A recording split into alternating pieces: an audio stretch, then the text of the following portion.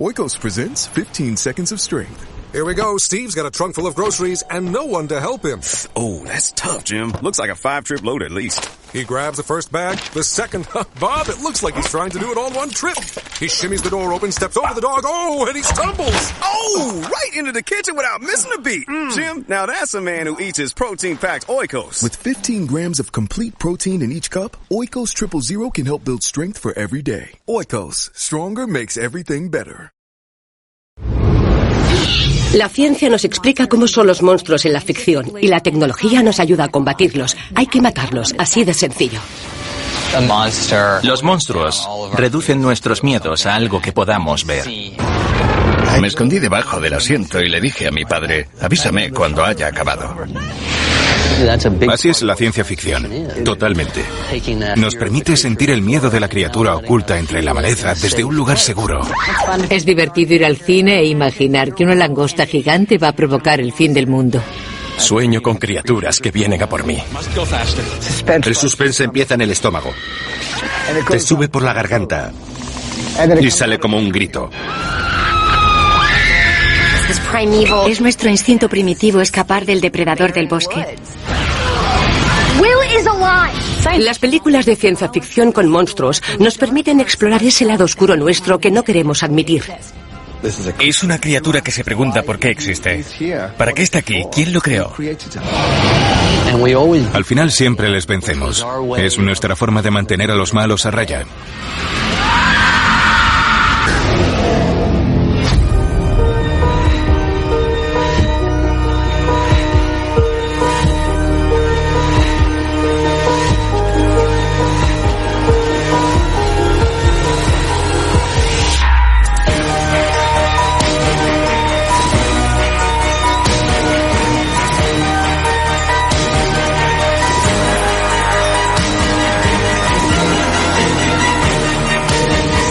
La historia de la ciencia ficción. Monstruos. ¿Te gusta el miedo? Me lo dices siempre que hablamos. La pregunta es, ¿dónde está el vínculo entre la ciencia ficción y el terror? La mayor distinción está en lo que motivaba a las primeras películas de terror. Eran espirituales, venían de la creencia del bien y del mal. Ya. Y en algún punto la literatura occidental incluyó un nuevo elemento. La ciencia. La ciencia. Por eso hoy tenemos radioactividad, ingeniería genética, robots. Y antes era más folclore, mitología, demonios y el mundo sobrenatural. Sí. Creamos unos monstruos que sirven para avisarnos de las posibles adversidades de un mundo natural. Ya. Por ejemplo, una vez leí que los dragones son universales porque están formados por los 3 grandes depredadores de los antropoides. Las serpientes. Son mitad serpientes, felinos y grandes aves rapaces. Claro, es una mezcla de arquetipos. Sí. Ajá. De cosas a las que debes temer. Tener miedo de los dientes, las garras y de cosas que te persiguen es algo sano. Sí. Y le damos vueltas en la cabeza a nuestras pesadillas y nuestras pelis de monstruos.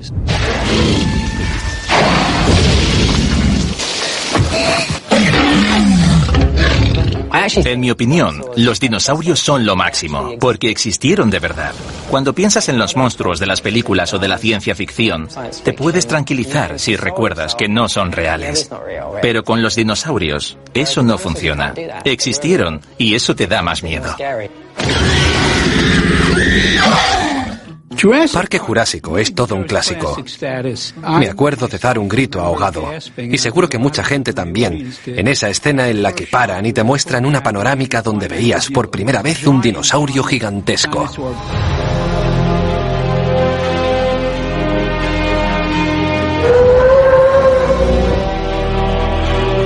Nosotros, como público, experimentamos lo mismo que los protagonistas. Estamos viendo por primera vez en la historia humana a dinosaurios vivos. De niño me gustaba pegar los palos de los helados en forma de dinosaurio. Los enterraba y luego esperaba una semana para buscarlos. ¿Hasta que se fosilizaban? Luego volvía por ellos. Era lo más parecido a ser un paleontólogo principiante. Y años después estabas trabajando en Parque Jurásico. En Parque Jurásico, eso es. Michael Crichton me vino con una idea perfecta. Te diré la línea conceptual. Estoy escribiendo un libro sobre dinosaurios y ADN. Ya. Eso fue todo lo que me dijo. A mí me enviaron el libro. Llegué hasta la escena en la que el tiranosaurio Rex lame el parabrisas con los niños dentro. Sí. Y dije, tengo que hacer esta película. No terminé el libro, les llamé y me dijeron, Steven acaba de firmar. Bueno, lo que pasó fue... ¿Sabes qué? Fue lo mejor que pudo pasar.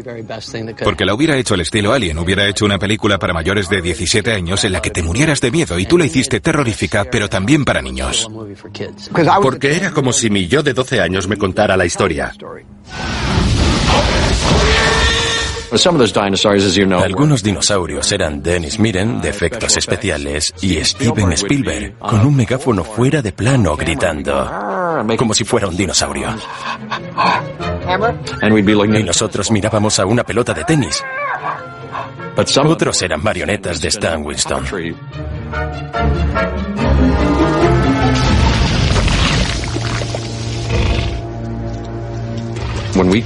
Pero cuando llegamos al claro y vimos a un triceratops de tamaño real, y las 7 personas que lo hacían parpadear, respirar y moverse estaban escondidas, ni te imaginas. Steven Spielberg quería que los dinosaurios parecieran y actuaran como auténticas bestias, pero contaban conmigo para asegurarse de que los estudiantes de primaria no le enviaran cartas quejándose de cosas que no eran correctas. En la escena en la que los velociraptores entran a la cocina y persiguen a los niños, Steven quería que sacaran la lengua rápido, como lo haría una serpiente o un lagarto, pero yo le dije que sabíamos con total seguridad que los dinosaurios no hacían eso. Así que acabamos poniendo a uno de ellos bufando tras una ventana y empañándola. Solo un animal de sangre caliente podría hacerlo. Muchas pelis de ciencia ficción sobre monstruos en realidad tratan sobre el monstruo de la humanidad. En Parque Jurásico, el científico John Hammond solo piensa en recrear a los dinosaurios para demostrar que ha conseguido algo que nadie más ha podido lograr. Y al final crea una serie de desastres que acaban en un monstruo físico, la manifestación real de las malas acciones de esos humanos. I wanted to show them something that wasn't an illusion. Something that was real. Something they could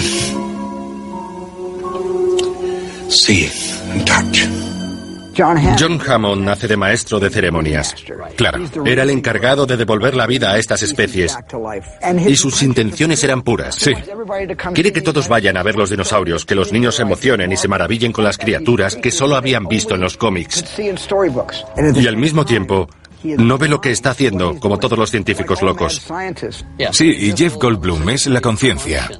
Da voz al público. Le avisa de que la vida se abre camino. Exacto, la vida se abre camino. Y tiene toda la razón. Life breaks free, it expands to new territories, and it crashes through barriers painfully, maybe even dangerously, but...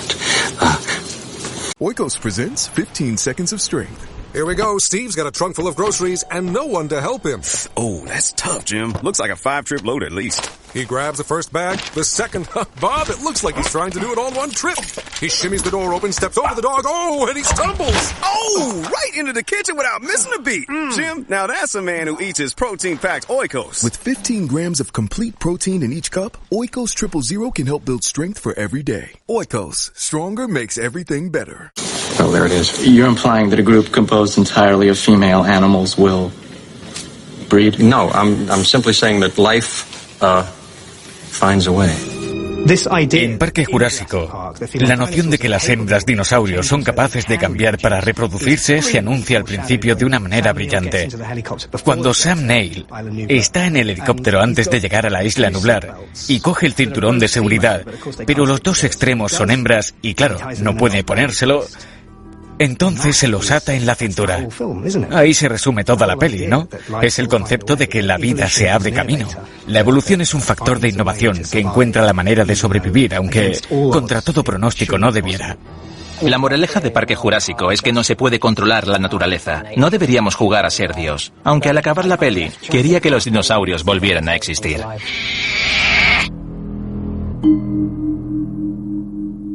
En teoría, podemos utilizar la retroingeniería para crear animales con rasgos de dinosaurios.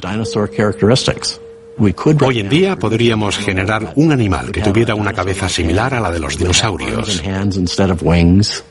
Tendría brazos en lugar de alas, algo parecido a dientes. Y por ahora, eso es todo. Estamos trabajando en la cola. Pero en cuanto a la ciencia de crear dinosaurios, o de producir algo genéticamente, creo que es interesante y no veo qué malo habría en intentarlo. ¿Existe un patrón? Los primeros científicos atómicos, los científicos de la inteligencia artificial actuales, todo el mundo ve el futuro de manera positiva. Cierto, el lado bueno. Exacto. Como dice el póster de Westworld, ¿qué podría salir mal? Eso es lo que motiva al público. Ir a ver lo que ha salido mal, no lo que ha salido bien. ¿A quién le importa lo que salió bien? Eso no es divertido. Tú has dicho que Frankenstein es como una autobiografía. ¿Te identificas más con el monstruo de Frankenstein o con el científico? Con la criatura. ¿Eres la criatura? Me pasó que al ir creciendo me di cuenta de que era diferente al resto del mundo. Me sentía fuera de lugar. Y cuando vi al monstruo enfrentándose a fuerzas que se escapaban de su comprensión, claro, sí, pensé, esta criatura me representa. Tenía un punto de pureza y de inocencia. Empatizaba con él por completo y de repente sentí esa afinidad. El efecto que tuvo en mí emocionalmente fue enorme. Me cambió la vida.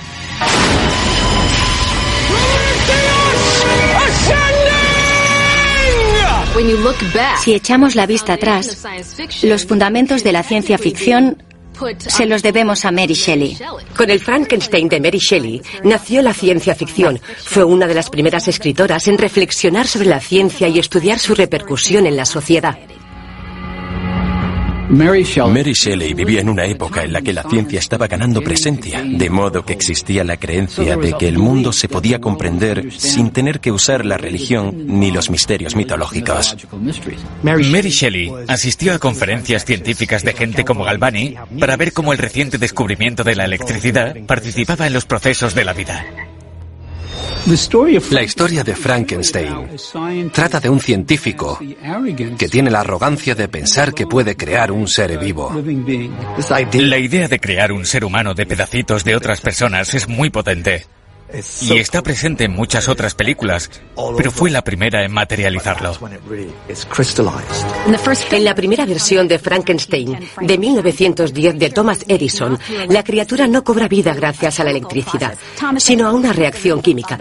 Se consideraba a Thomas Edison el padre de la electricidad, por lo que no quería que su descubrimiento tuviera ninguna connotación negativa. En los años 50 y 60, Victor Frankenstein da vida a su creación con energía atómica. En la versión de Kenneth Branagh de 1990, vemos a la criatura pasar de un tubo a otro, hasta que Frankenstein lo saca del último como si fuera un parto muy húmedo y asqueroso. De esa manera, creó el primer bebé nacido de un tubo de ensayo.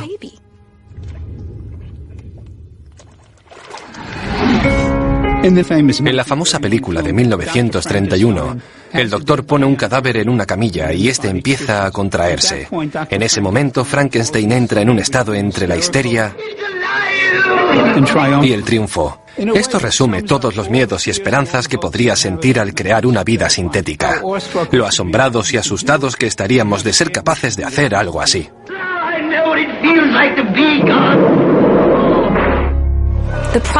El problema de Frankenstein es que después de crear esta criatura horrible, Victor Frankenstein la echa del laboratorio. Y eso la convierte en un monstruo que acabará matando a la gente que más quiere. El subtítulo del libro es El moderno Prometeo, que hace referencia al mito en el que Prometeo roba el fuego a los dioses y lo baja a la tierra, rompiendo el orden natural. La criatura se da cuenta de que él es una violación de ese mismo orden natural. Did you ever consider the consequences of your action? Es una criatura que se pregunta por qué existe. ¿Para qué está aquí? ¿Quién lo creó? ¿Quién lo hizo posible? Son preguntas excepcionales, todas hechas por el monstruo de Frankenstein. Mientras nos siga fascinando, seguirá habiendo películas de Frankenstein o basadas en esa historia. I'm working on something that'll change the world and human life as we know it. Somehow I get the feeling you don't get out much. La mosca es una adaptación de Frankenstein. Es intentar jugar a ser Dios con las nuevas tecnologías y el concepto de que la arrogancia científica puede llevarnos a la destrucción. Invento una máquina teletransportadora y experimento conmigo mismo. Pero sin saberlo, una mosca se mete en la cabina. El público la ve, pero yo no. Y luego salgo por el otro lado. Al principio parece que no me ha pasado nada, pero poco a poco se descubre que mi ADN se ha fusionado con el ADN de la mosca. No es una transformación instantánea, como la de Hulk, sino que la mosca es un retrato más realista de lo que pasaría en esa situación. Es decir, una descomposición lenta y angustiosa de las células hasta el punto que el protagonista pierde la cabeza y muta en un híbrido entre estas dos especies tan distintas.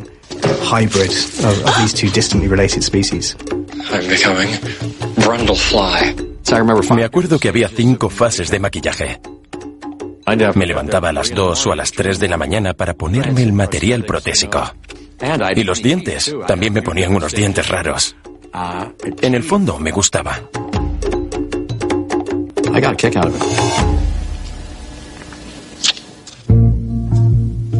Lo que abordan estas pelis son preguntas como ¿qué pasaría si hacemos algo que no debemos? ¿O qué desencadenaría? ¿O cuáles son las consecuencias? De eso tratan. Las consecuencias son monstruos. Oikos presents 15 Seconds of Strength. Here we go. Steve's got a trunk full of groceries and no one to help him. Oh, that's tough, Jim. Looks like a 5-trip load at least. He grabs the first bag, the second. Bob, it looks like he's trying to do it all in one trip. He shimmies the door open, steps over the dog. Oh, and he stumbles. Oh, right into the kitchen without missing a beat. Jim, now that's a man who eats his protein-packed Oikos. With 15 grams of complete protein in each cup, Oikos Triple Zero can help build strength for every day. Oikos, stronger makes everything better. Creo que en las películas de ciencia ficción con monstruos se utilizan nuestros tormentos, nuestras fantasías y nuestros miedos como escapatoria. Sí. Una pesadilla en la que estamos a salvo. Si te quedas solo con tu pesadilla a las 3 de la mañana no estás a salvo, pero si vas al cine sí lo estás. Hay gente a tu alrededor. Además sabes que va a durar unos minutos determinados. ¿Cierto? Es algo definido. Y que todo va a salir bien. Excepto en Alien. La vi en el cine la noche del estreno en el 79. La gente gritaba muchísimo y se les caían las palomitas de los saltos que metían. Yo igual. ¿Conoces esa frase hecha de esconderse debajo del asiento? Sí. No fue una frase hecha. Me escondí debajo del asiento y le dije a mi padre, avísame cuando haya acabado.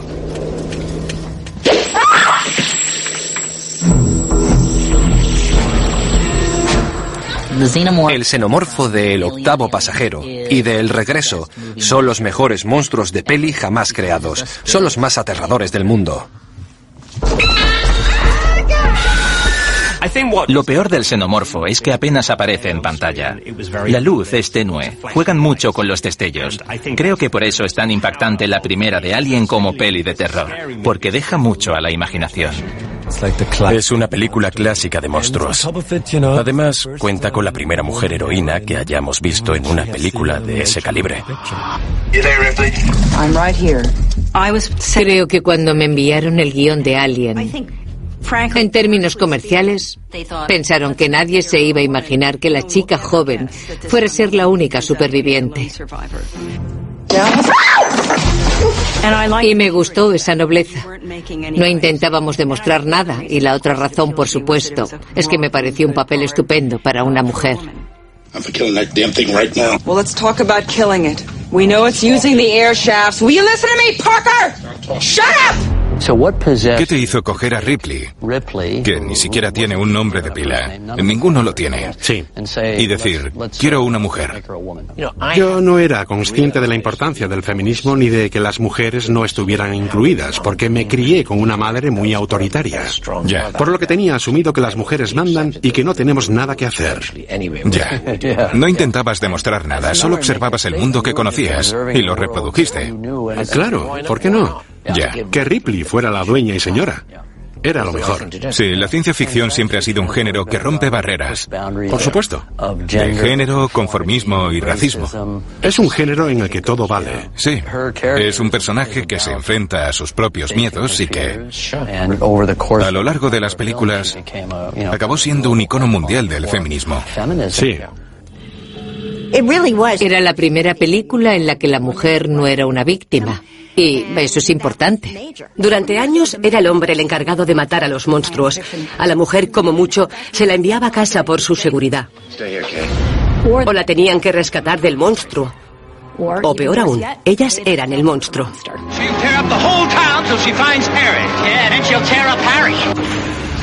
Ash, when Dallas and Kane are off the ship, I'm senior officer. Ridley Scott did such an amazing job. Ridley Scott hizo un trabajo estupendo al retratar a Ripley como una mujer directa. Y luego Jim Cameron fue más allá al establecer su relación con Newt en Aliens, El Regreso.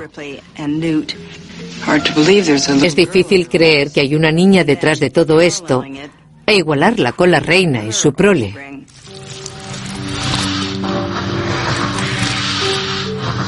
La reina alien tiene unas líneas orgánicas y fluidas porque es femenina. Es repugnante, pero también hermosa. Lo que es perfecto para un elegante matriarca de la sociedad alienígena. Por eso, cuando mato a sus hijos e intento escapar con la niña, no es el mal contra el bien.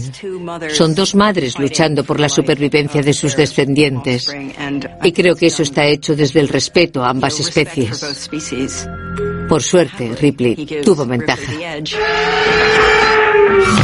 Get away from her, you bitch! La primera vez que vi Aliens tenía 12 años. Y nunca antes había pensado que las mujeres podían hacer las cosas que Sigourney Weaver hacía en pantalla, ni tener ese aspecto o hablar así. Fue toda una revelación. Esa fuerza primitiva que demostraba en su desesperación por sobrevivir y salvar a la niña. Creo que es lo que la convierte en el arquetipo de heroína.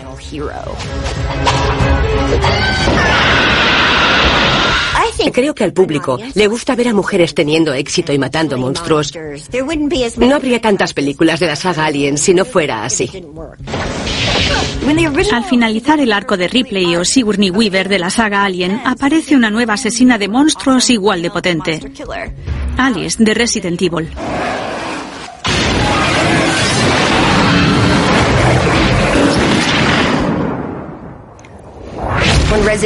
Cuando me propusieron hacer Resident Evil, me emocioné muchísimo.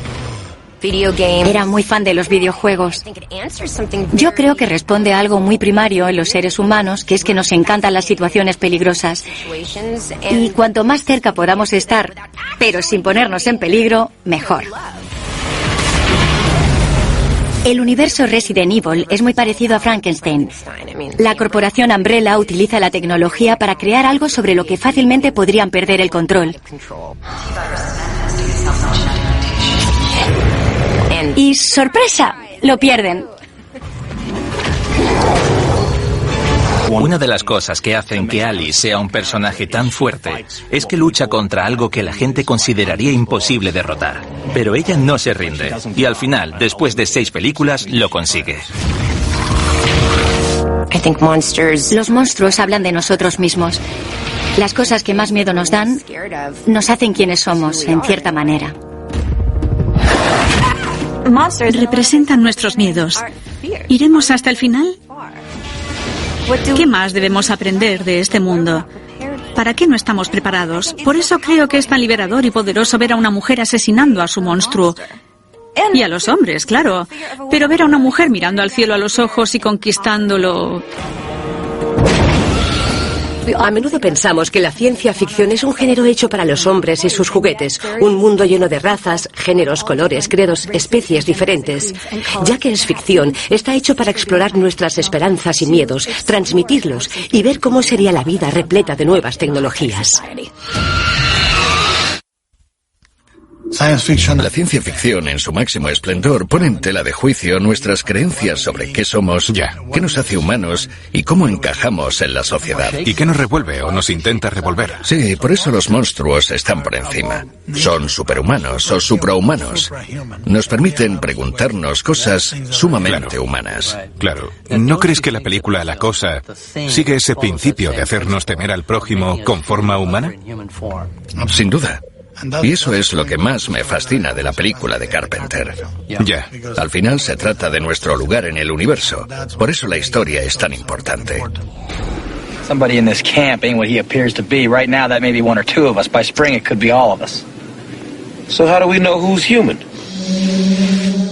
La Cosa es una película de una gran influencia dentro de la ciencia ficción, porque apela a nuestro miedo más básico, no diferenciar el bien del mal, o entre nosotros y un impostor del espacio. La peli sigue a un grupo de científicos de la Antártida que encuentran a un extraterrestre congelado. Cuando se descongela, demuestra ser un organismo muy hostil, un cambiaformas que lo único que quiere es absorbernos y conquistar el mundo. Absorbe a la gente y es difícil distinguir quién es real y quién se ha convertido en la cosa.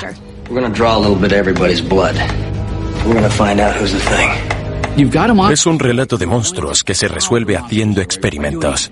Es ciencia ficción de manual.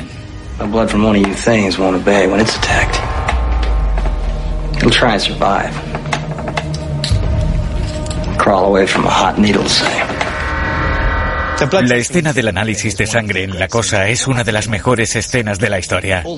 Los protas están contra las cuerdas. Al menos uno de ellos es el monstruo. Y ver a Carrasel sacándole sangre... La tensión es impresionante. This is pure nonsense. Doesn't prove a thing. We'll do you last.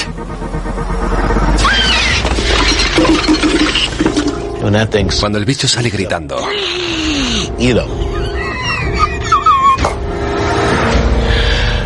Compensa el precio de la entrada. El bicho de La Cosa es, creo, el ápice de ese tipo de monstruo analógico de la vieja escuela. Estaba presente en el set, con sus tentáculos y sus dientes. Esto es anterior a los efectos por ordenador. No se hacían esas cosas. Pero la mayor amenaza en la peli no es para nada el monstruo. Es lo que evoca, la paranoia y el terror que engulle esa base.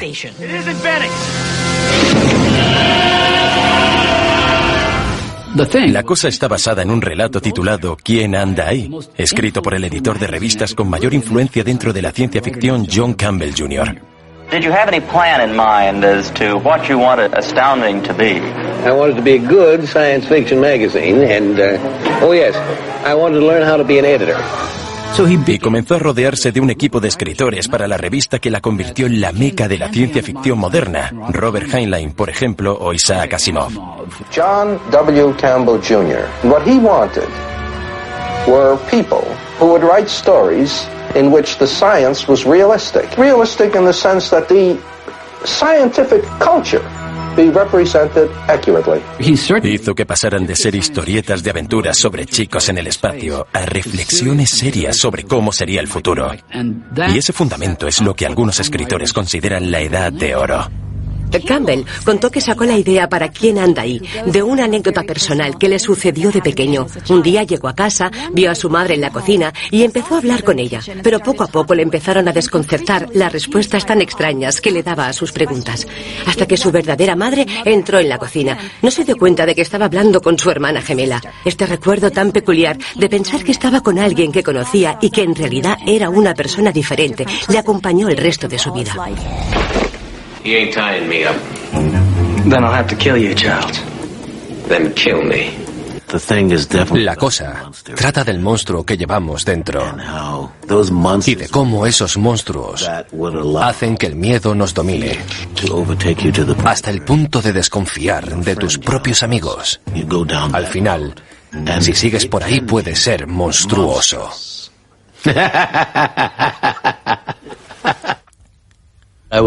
Diría que Pacific Rim es pura ciencia ficción, robots y monstruos gigantes. No hay un ejemplo más claro que ese. Lo que más me gusta de Pacific Rim es el sinfín de soluciones. Oikos presents 15 seconds of strength. Here we go. Steve's got a trunk full of groceries and no one to help him. Oh, that's tough, Jim. Looks like a 5-trip load at least. He grabs the first bag, the second. Bob, it looks like he's trying to do it all in one trip. He shimmies the door open, steps over the dog. Oh, and he stumbles. Oh, right into the kitchen without missing a beat. Jim, now that's a man who eats his protein-packed Oikos. With 15 grams of complete protein in each cup, Oikos Triple Zero can help build strength for every day. Oikos, stronger makes everything better. Las que podríamos llegar para matar a los 25 monstruos de la peli. Yo creo que lo último que se nos ocurriría sería crear 25 robots igual de fuertes. Robots, sí.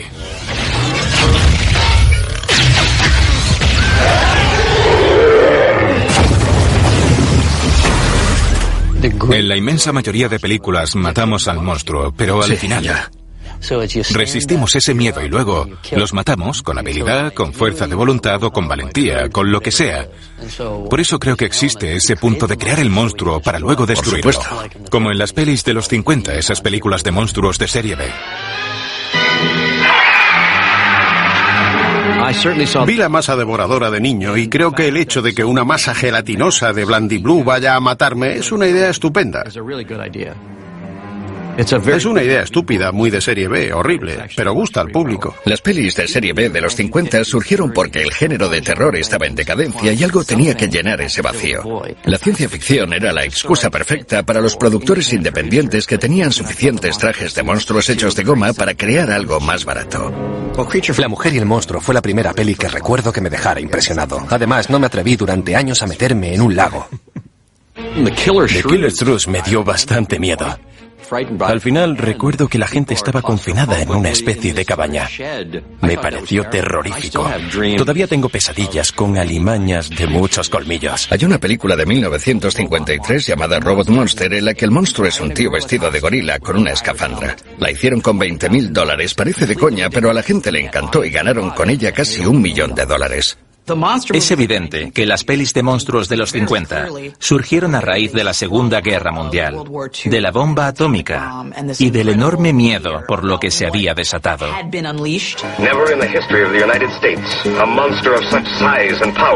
La gente descubrió que la radiación podía cambiar las estructuras genéticas y crear todo tipo de cosas extrañas. La abuela de todas las películas de monstruos atómicos es Godzilla.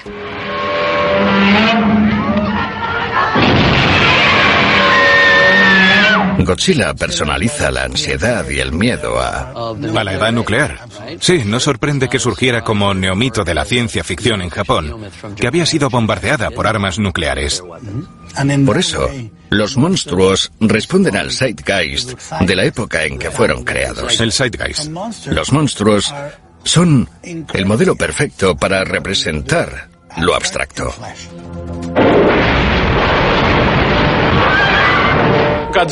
Godzilla salió menos de una década después de los bombardeos atómicos y existían muchos tabús.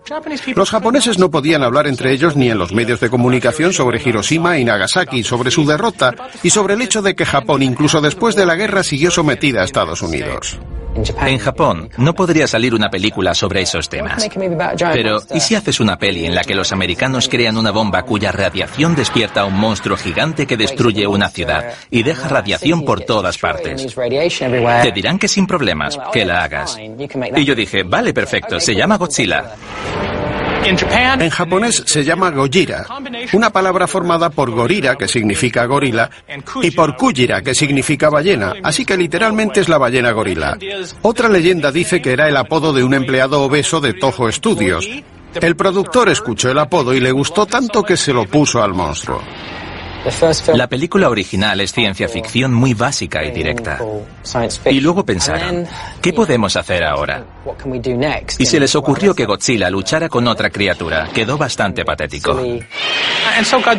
Godzilla pasó de ser una fuerza vengativa a un protector y defensor de Japón. Lo que buscábamos en nuestra peli era recoger esa cursilería en un concepto moderno. Godzilla es un personaje muy querido en Japón, tanto que tiene una Biblia que es así de grande, sobre lo que puede hacer, de lo que es capaz y de lo que no. Y pasamos de ella. Contraté al diseñador de producción de Independence Day, Patrick Tatopoulos, para que creara un nuevo Godzilla. Y dije, si no puedo hacer a ese Godzilla, no hago la peli. La primera escena que tenemos de Godzilla era en la calle mirando hacia arriba. Y la primera pregunta que nos hicimos fue, ¿qué pasa con los genitales? ¿Los vemos o no? Y es gracioso porque Emmerich dijo que tenía que ser hembra, que debía tener hijos. En muchos aspectos intentábamos reinventar a Godzilla. Creo que la gente de Japón pensó, no hace falta que reinventes nuestro Godzilla. Nos gusta tal y como es. Cuando intentas hacer una película de monstruos de ciencia ficción, siempre buscas una buena trama. En nuestra Godzilla queríamos sobre todo que volviera a ser seria. Aunque al fin y al cabo es una película sobre dos criaturas gigantes pegándose mamporros. Pero eso no tiene sentido si no hay algún trasfondo que lo sustente. Por eso pensé que en Occidente hay algo así como una culpabilidad de la que no hablamos o no reconocemos, que es que bombardeamos un país. Y creo que Godzilla, en nuestra peli, representa que de alguna manera ese pasado viene a atormentarnos. Las pelis de ciencia ficción son una catarsis. En todas, la humanidad acaba derrotando al monstruo. Salva al mundo y nos ayudamos cuando más lo necesitamos. Es muy difícil crear una historia original. Seguro que ahora hay muchos guionistas asintiendo en sus casas. Sí, todos estamos influenciados por las historias que ya existían hace miles de años, por mitos, leyendas, cuentos de hadas. Creo que las peores películas son aquellas que solo hacen referencia a esas historias, y las buenas son las que nos hacen conectar con algo que hemos vivido. Sí. Stranger Things lo ha conseguido. Tiene una pizca de muchas películas que tú y yo y otros hemos hecho, pero es brillante. Es una amalgama de géneros, pero todo se reduce a una cosa. Los niños son geniales y no queremos que les ocurra nada malo. Exacto. Y Stranger Things trata, aparte de toda esa fantasía fabulosa, de esos personajes. All I know is Will is alive. Will is alive. He's out there somewhere. All we have to do is find him. Hemos crecido con una dieta sana y equilibrada de ciencia ficción y películas de miedo. Todas han aportado su granito de arena a Stranger Things. Muchas de nuestras historias, películas y novelas favoritas estaban protagonizadas por niños que se enfrentaban a alguna clase de terror. Sí, Spielberg tiene experiencia en poner a niños en situaciones traumáticas. Igual que Stephen King. Todos creaban personajes muy reales, familias y niños que parecían como de la familia. Eran nuestros amigos o nosotros mismos. Y viven estas experiencias tan extraordinarias.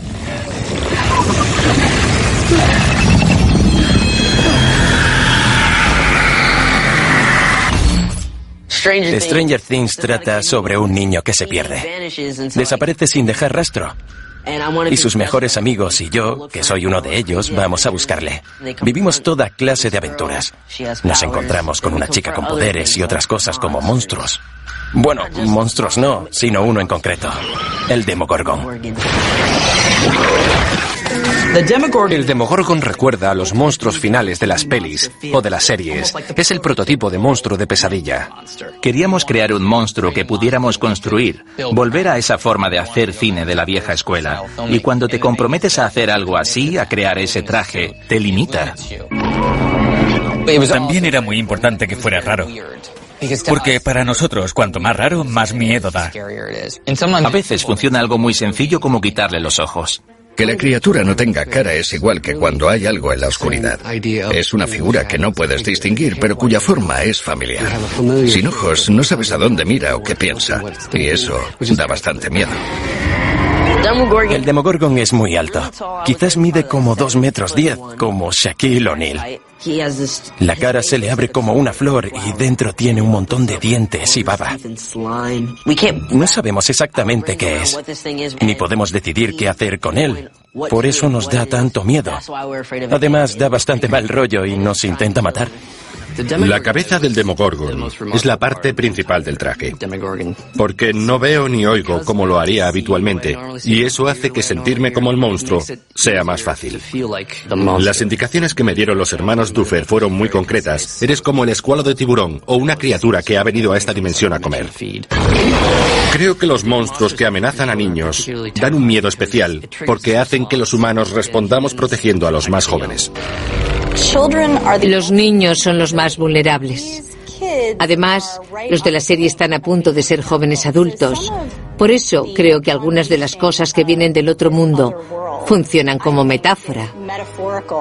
Nos hacen pensar sobre lo que significa pasar de ser niño a ser adolescente. A veces te enfrentas a monstruos y a veces la piscina te abduce. Y aunque estas cosas no pasen en la realidad, el proceso de crecer es igual de aterrador. I'm Maria. Stranger Things es en sí misma como una serie de Frankenstein. Todos estos elementos con diferentes referencias a la cultura popular.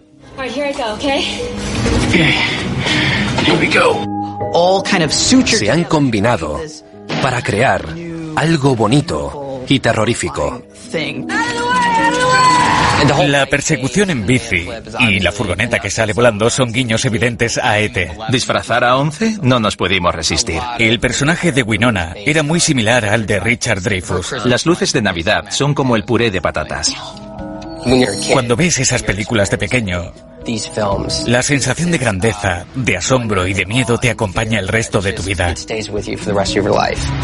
Lo que quisimos fue captar cómo nos hicieron sentir esas pelis.